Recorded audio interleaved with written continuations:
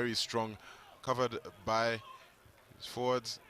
Felix Wanjala booting it deep, and Pius Shundu was able to get a hand on that one, taking it up just not into the space as he intended, but he is on it. Allan Omuka with a massive handoff. Very famous for that. Unfortunately, some scrappy play has taken that one into touch. Let's see if we can get a replay on that one.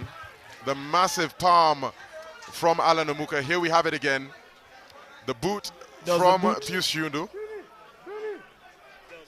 Allan Omuka coming in very strong, sending his man down, no regard whatsoever. Now they have to watch out for that. They have to watch out for that. If they send that ball deep, they're going to have to watch out for Omuka. He's going to come back with.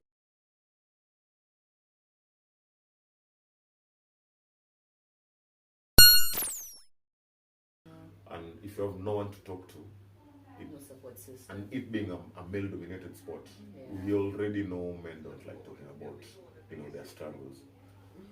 But I see more therapists trying to infiltrate the sports circle, world, and it's a good thing. I think it's helping, and that is what is needed.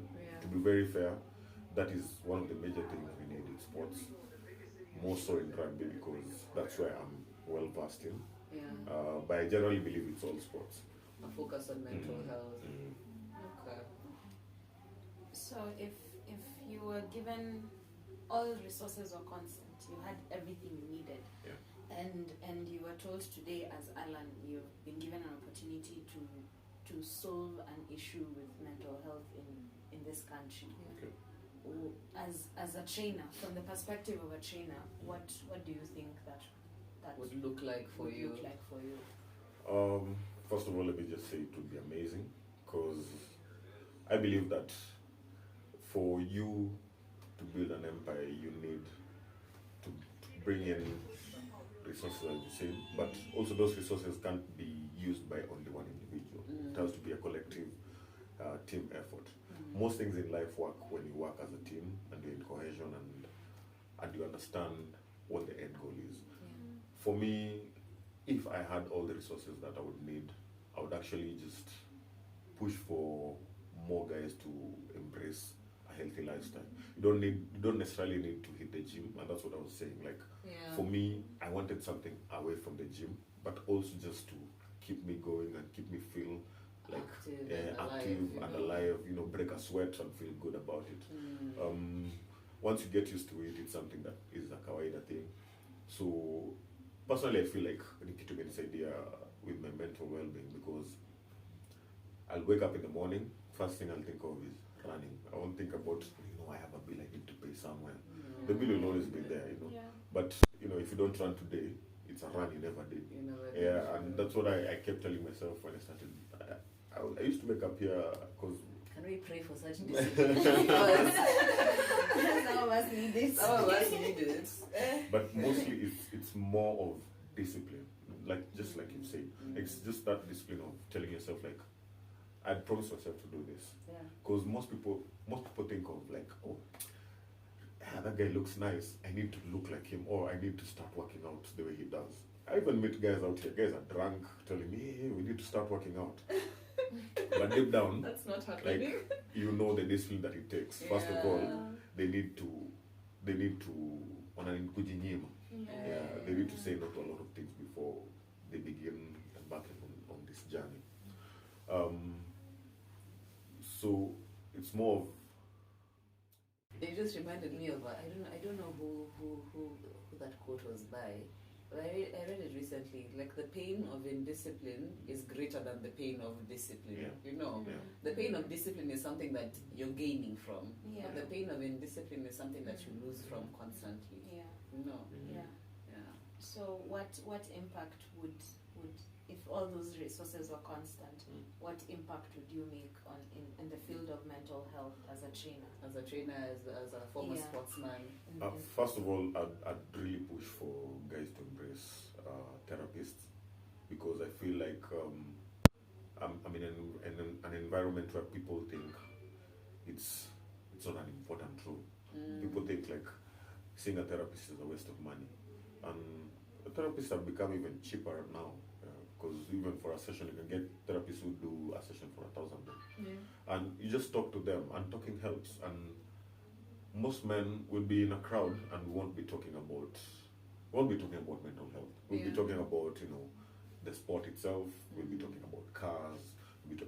It's a way of us dealing with our mental health issues as well. But there's not us. It's not being direct about it. And some other people might not be really interested in maybe cars or football or rugby, but they just force themselves not to look weak or, it's okay to say, I don't like sports, and you don't have to like it.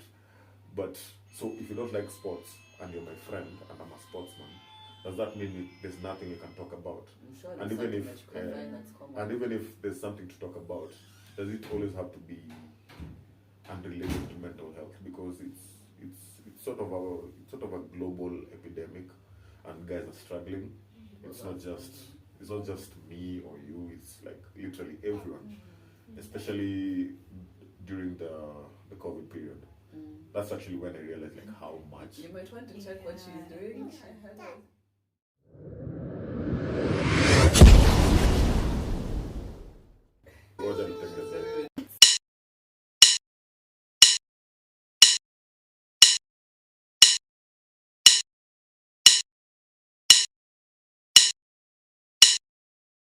One thing most people don't know about you. That's pretty easy. Actually, people think I'm such a snob, especially people who don't know me. But I'm just generally a very chilled out guy. Easygoing person. I just like my privacy. I'm mostly silent until you get to know me, maybe. Okay. What is the last lie you told? The very last lie you told. Keep in mind whoever is watching might be watching. In as much as it might be a cliche, I just like to someone that niko kwa jam na kam. But I was getting late to a session. And it wasn't necessarily a lie, but at that time when they called me, I was not really in traffic. I was just a bit late. We're all guilty. Have you ever experienced a friendship breakup? And what did you learn from it? I can safely say I've never really broken up with a friend completely. And the ones that I really broke up with them completely weren't really my friends. But I've had those temporary breaks in friendships where it's just misunderstanding, and it kind of teaches you humility. Sometimes you just need to be humble and try to understand someone else's perspective. Because sometimes your perspective might differ from mine, but doesn't necessarily mean you're wrong or I'm wrong. Or that we have to disagree. It's just and sometimes you just have to disagree to agree, or agree to disagree. Just finding that middle ground is what we call a compromise. And most times, it's actually really taught me to always compromise.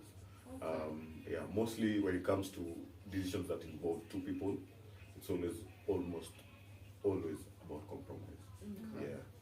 So that's one of the biggest things I've learned about relationships and breakups. Breakups. Okay. What do you do when no one else is around? Like, you're home, you're alone. A lot. But to be safe, and this is the safest I can be, actually. It's the safest thing I do.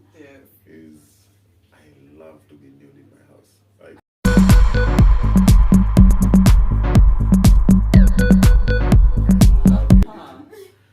Sanest thing.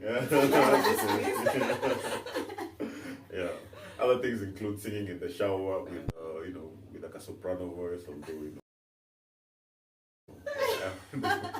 I'm constantly being told by my wife, why are you singing a soprano? You have a nice voice, just sing kawaida. I want that Ariana Grande tone. You're living out your pop stuff and just Lisa. Okay. Alright, just one more. When did you feel the most challenged in life? 202017, 2018. that's when I was doing the transition from playing to just being a kawaida guy out of sports. And then I also, the company I was working for went into receivership. Yeah, so I was in a different town. I was in Eldoret actually, so I had to move back to Nairobi, back to square one. I don't have a job. I'm not actively playing. Luckily, a friend of mine and I, we had opened up a pork place. It's called Pork Tamu. It's still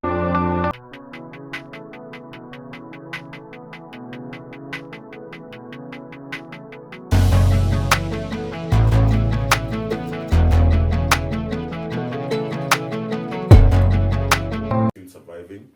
5 years down the line, I recommend we do some Pork amazing Tamu. pork.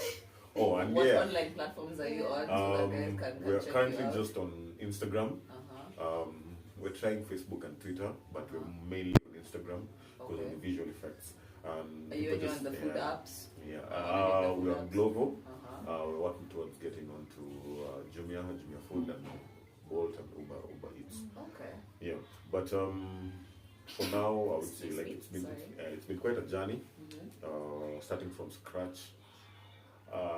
I think my food life just needs a whole episode of its own. So it's like it's a whole You're definitely experience. doing more. It's a whole experience of blood, sweat, and tears. Yeah. The good times and the bad times, and just learning how to run a business. Yeah. It's something I'd never done before. I was always working for someone up until I didn't have a job. Yeah, and then so there was that challenge in 2018. Yeah. Then 2 years later we had the COVID pandemic. Ooh. Yeah, so it was a challenge, then stabilizing, then another challenge. Yeah, and It kind of just throws you off your feet. Yeah. It was easier handling the trying to build up a business than handling the pandemic, because building a business is more about learning experiences and whatnot. The pandemic came with restrictions. We couldn't work at night, so our business relied heavily on guys coming from Jobo, For like their at meals, 7, 8. evening, Yeah, so guys are eating till around 11, 12 midnight, And having those restrictions, movement restrictions, how guys can interact in a restaurant, they can't sit close to each other, so we had to literally cut down. In fact, because I have a smaller shop, we couldn't have people eat in the shop, so we only relied on takeaway. We had to increase our prices because the business environment is not that conducive. I'm trying to also convince clients that this is for the benefit of all of us. Because clients are not understanding why we added that extra 10 shillings, that extra 20 shillings, and it's just hard running a business when the raw materials are the price of raw materials is rising, and you just selling the product. Of course, also the earning power of your clientele is also going down as well. Yeah, so we really braved it through, and I actually never thought I'd survive the pandemic. Wow. So having the shop survive the pandemic has really told me if you're consistent, persistent, and just focused, you'll always pull through, no matter what. Final question. What's your favorite thing about being a dad, about fatherhood? About being a dad, is that realization that for the rest of my life I'll always have someone who'll always look up to me, who'll always keep me in check, who'll always make sure that I need to do something for them to survive. And people think when you hit 18 you become an adult and your parents stop caring about you, but that's not the case. It's not the case. Your mom will always be your mom, your dad will always be your dad. You'll always be their child. You'll always be their child. So me knowing parenthood just gives me joy, knowing that I have my own blood, and they look up to me. In fact, for me, it's even doubled since she started doing what I was doing. I really didn't have an idea what I exactly wanted to do. Must have been a really proud moment. It was really, and for it to be something that I just stumbled upon, because every time I was doing an edit, I noticed that she was behind me doing something, trying to do what I was doing. At first, it looked clumsy and funny, I was like, this is not interesting as such. Oh, yeah. But the first time I posted, and it was just a very short video. I think it was about 20 seconds. And I just posted me and her. And guys just